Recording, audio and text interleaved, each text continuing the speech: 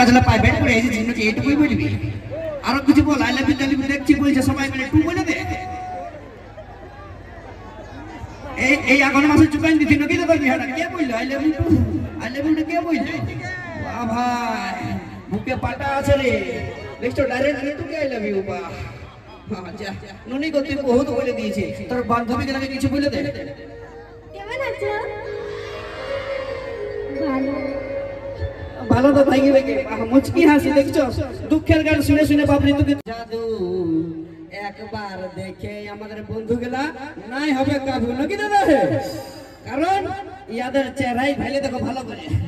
হ্যাঁ এদিকে ভালো, ওইদিকে লজ্জা করছি এখানে, এদিকে মুখটা ভালো, এদিকে হাতটা ভালো। ইয়াদের চেহারাই আছে মেকআপের জাদু। একবার যদি মেকআপটা ধোঁয়ান যায় তাহলে তোরা নিজেরাই হবে কাবু। কেন বলে না দাদা?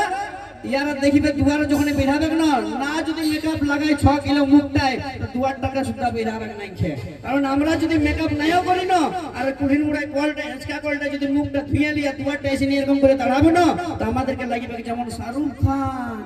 আর এই বিটি ছিলাগুলা যদি মেকআপ না করে কুড়িটা এসে নিয়ে দাঁড়াইছে না, তো লাগবে কেমন যেমন কুদরি হনুমান। বুঝলি? তো কি বলছো গো? এই টুরাটা থেকে তো ভালো আছে না? তো টুরাটা থেকে ভালো আছে। তুই ডান্স করবি না তো কেউ দেখবে না, আমি ডান্স করলে এরা সবাই দেখবে। হ্যাঁ দাদা বলছে আমি ডান্স করলে না তো দেখবে না, ওখানে বাজাই দেবো কোনো গানটা বলো না, বাবা ইজ ব্যাক অ্যাগেন নাকি সিলভেস্টার চাপ নিয়ে না। তো যাই হোক নিয়ে আসবো পরবর্তী গান, আর তারপরে নিয়ে